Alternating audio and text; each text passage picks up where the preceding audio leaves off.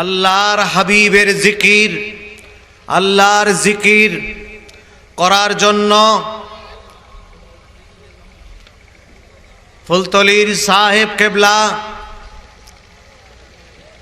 রঈসুল কুররা শামসুল উলামা উস্তাদুল মুহাদ্দিসিন সুলতানুল আরিফিন আল্লামা ফুলতলি সাহেব কেবলার আত্মার প্রতি গভীর শ্রদ্ধা নিবেদন করার জন্য আমরা বাংলার বিভিন্ন প্রান্ত থেকে পায়ে হেঁটে, গাড়ি ঘোড়া করে, বাসে করে, বহু কষ্ট করে মহাশান্তি প্রাপ্তির আশায় সেই ময়দানে জামায়াত হয়েছি, যেই ময়দান থেকে সাহেব কেবলাকে আল্লাহ পাকের প্রেমের কোলে তুলে দিয়েছি। আজ আপনাদের খেদমতে আমি আরজ করতে চাই, বাংলার মানুষ প্রমাণ করল 50-60 বছর ধরে ঘরে ঘরে তাশকিল করে দাওয়াত দিয়ে দেশ থেকে নিয়ে শুরু করে 150 দেশ মিলে যতগুলো মানুষ 3 দিন ভরে দেশের একটি জায়গায় সমবেত হয়, আর সামান্য নোটিশে দেশ বিদেশ নয়, শুধু বাংলাদেশের মানুষ আল্লাহর হাবিবের প্রেম মোহাব্বত, আল্লাহর ওলির প্রেম ও মোহাব্বতে প্রমাণ করে দিল গোটা বিশ্ব লাগে না, শুধু এক দেশেরই তত মানুষ এক জায়গায় হয়। সারা বিশ্বব্যাপী তশকিল করা লাগলো না, সামান্য একটু নোটিশে একটা জনসমুদ্রে পরিণত হয়েছে। যেদিন আমরা সাহেব কেবলাকে আল্লাহ পাকের মহব্বতের কোলে সমর্পণ করেছিলাম এই ময়দান থেকে, সেদিনের জনসমুদ্রের একটি অংশ মাত্র আজকের জনসমুদ্র, ঠিক না বেঠিক? সেদিন এই বিলের যত দূর আমাদের চোখ যাচ্ছিল তত দূর শুধু প্রেম পিপাসু পিতৃহারা মুরব্বিহারা ইয়তীমরা চোখের পানিতে ভিজিয়ে দিয়েছিল। তাতে সারা বিশ্ব তশকিল করা লাগে নাই, সারা বাংলাদেশ ব্যাপী মাসের পর মাস পোস্টারিং করতে হয় নাই, খবর দিতে হয় নাই, টেলিফোন মোবাইলের খবরেই গোটা বাংলার মানুষ ভেঙে চুরে আসছিল এই ময়দানে। এখান থেকে সিলেটের অর্ধেক পর্যন্ত গাড়ি রাখার জায়গা হচ্ছিল না।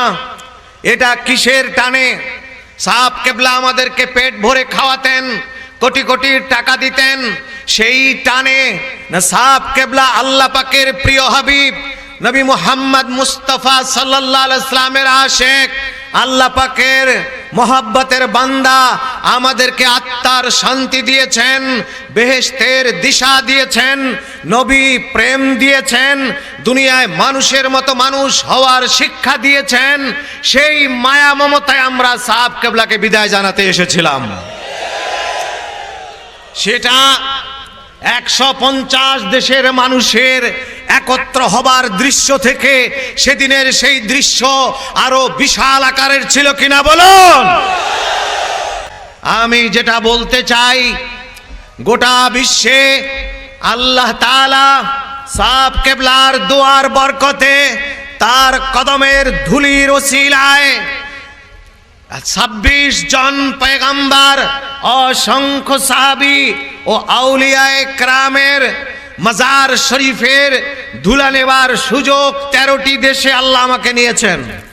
এই 13 দেশে ঘুরে যে অভিজ্ঞতা আমার হয়েছে সেটা হলো, আমার বুকে হাত দিয়ে দৃঢ়তার সাথে বলতে পারি, গোটা বিশ্বের মুসলমানের চাইতে বাংলাদেশের মুসলমান কোরআন ও হাদিস মোতাবেক, ইজমা ও কিয়াস মোতাবেক আল্লাহ এবং আল্লাহ রাসূলের সবচেয়ে প্রিয় এবং ভালো কোয়ালিটির মুসলমান বাংলাদেশের মুসলমান। বহু পরীক্ষা নিরীক্ষা করার পর আমি কথা বলছি, একবার দুইবার নয়। মিশরে আজ আমার দেশের মেয়েরা স্বামীকে সকালবেলা নাস্তা বানিয়ে খাইয়ে তারপরে বলে ফি আমানিল্লাহ চলে যাও। মিশরের আরবি আর বাঙালি মারামারি হয়েছে, এক পর্যায়ে বাঙালি স্যান্ডেল দিয়ে বাড়ি দিল মিশরীর মাথায়, মিশরি হেসে দিল। জিজ্ঞেস করলাম, রে ভাই এতক্ষণ ঘুষি মারল তুই রাগ করলি, এখন স্যান্ডেল দিয়ে বাড়ি দিল হাসলি কেন? সে বলল যে এটা তো কাপুরুষ। হ্যাঁ, ইয়াফাল হাকাদা জাওজাতি ফি কুল্লি ইয়াউম ফি সুবাহ, আমার বউ এই কাজটা প্রত্যেকদিন সকালে করে, এটা তো মেয়েদের কাজ, তোরা করলি কেন? তার মানে বউ স্বামীরে স্যান্ডেল দিয়া বাড়ি দেয়। আমার দেশের মেয়েরা ওই সব দেশের থেকে ভালো কিনা বলুন? কোরআন যে দেশে নাজিল হয়েছে সেই দেশের মানুষ কোরআন শরীফ পায়ের পাতায় রেখে পড়ে। এবার আমার দেশের মানুষ ভালো কিনা বলুন? আমার দেশের মানুষের আদব গোটা বিশ্বের মানুষের চাইতে শ্রেষ্ঠ আদব বলা। আমার দেশের ইশকে রাসূল গোটা বিশ্বের চাইতে বেশি। আমি বলবো এটার একমাত্র কারণ কি বলুন?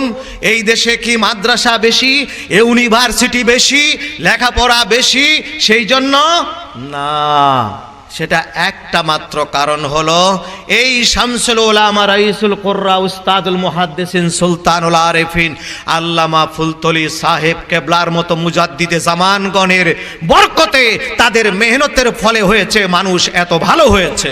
মুর্শিদ হবার জন্য আলেম হওয়া শর্ত, আলেম না হলে হবে না। বেএলেম দরবেশ হতে পারে, বুজুর্গ হতে পারে, সুবি সাহেব হতে পারে, আল্লাহওয়ালা হতে পারেন, কিন্তু গোটা কওমকে পথ দেখায় বেহেশতে নেবে এটা বেএলেম হতে পারে না। এইটার সংখ্যা আমার দেশে বেশি। সেই জন্য আমি বারবার বলি বাংলাদেশে সাহেবুল এলেম পীর পাওয়া খুব মুশকিল, আর আপনারা পেয়েছেন শামসুল উলামা। সমস্ত বাংলাদেশ বললে ছোট করা হবে, গোটা এশিয়া মহাদেশের উলামায়ে হক্কানি রব্বানির সূর্য যিনি ছিলেন। ওলামারা ছিলেন তারকা, ওলামারা ছিলেন চন্দ্র, তারকা তিনি ছিলেন সূর্য। সেই সূর্য আমাদের কাছ থেকে অস্তমিত যায়নি, বরং সূর্য এক গুণ তাপ, এক গুণ আলো আমাদেরকে জীবিত থাকতে দিয়ে গেছেন। সেই সূর্য আণবিক শক্তি অর্জন করে ওই মসজিদের কাছে আমাদের দিকে তাকিয়ে 99 গুণ বেশি আলো আমাদেরকে দিচ্ছেন।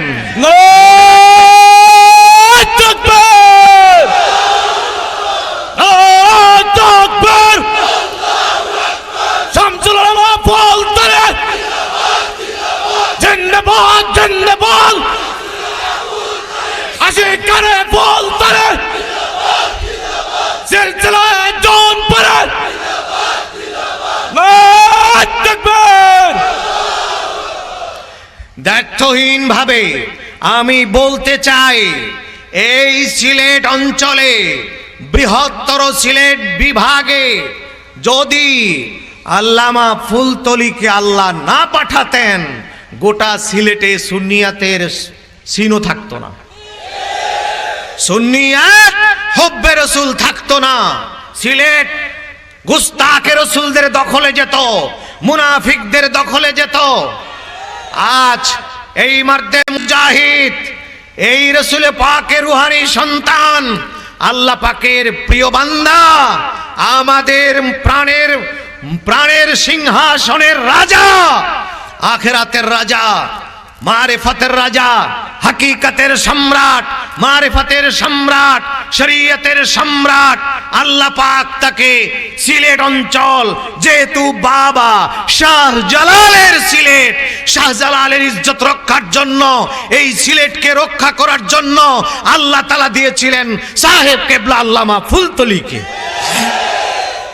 না হলে বেয়াদবে রাসূলরা, গুস্তাখে রাসূলরা, যারা এই সিলেটের জমিনের সেই বেয়াদব বলে, যারা ঈদে মিলাদুন নবী পালন করে, ফেরাউনের দোসর ইহুদিদের সন্তান তারা, তারও বাড়ি এই সিলেটে।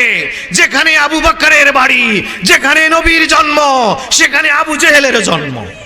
যেখানে আল্লামা ফুলতলি, সেখানে এই বেয়াদব ওলি